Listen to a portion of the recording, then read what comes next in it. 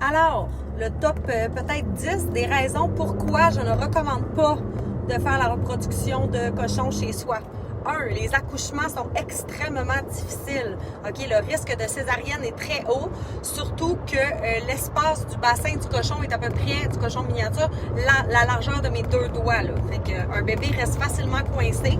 Le nombre de manipulations difficiles qu'il a fallu faire pour que parfois je réussisse à sortir des bébés, vous n'avez pas idée.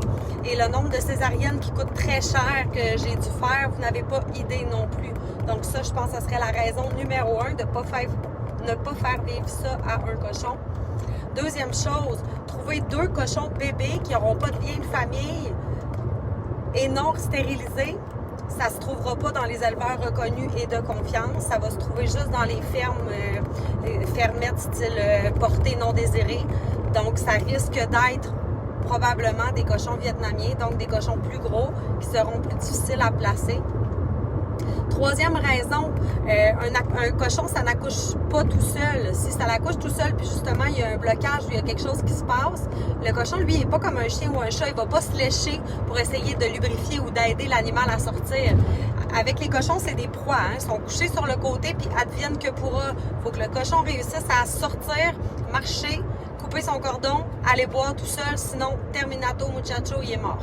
Fait que faut être là, faut être présent, faut surveiller quand elle va accoucher, puis être là quand c'est le moment. En plus, c'est tout le temps la nuit. 98% du temps, c'est la nuit. Donc, ça apporte des nuits blanches. Si jamais la maman n'est pas une bonne maman ou qu'elle est trop nerveuse, elle va en écraser dans son lit pendant qu'elle essaye d'allaiter ou qu'elle a peur des bébés. Donc, plusieurs bébés risquent de mourir anyway. Puis, quand va venir le moment de replacer ces bébés-là, ben en fait, il va falloir que, il ait été idéalement stérilisé avant de partir, vacciné, vermifugé plusieurs fois, socialisé, ce qui est extrêmement important parce que si les petits cochons sont peureux, ça va laisser des marques sur leur futur. Donc, c'est très, très, très important de bien les désensibiliser, de bien les socialiser pour être capable de faire en sorte que ça en soit des bons cochons quand ils vont arriver dans leur famille.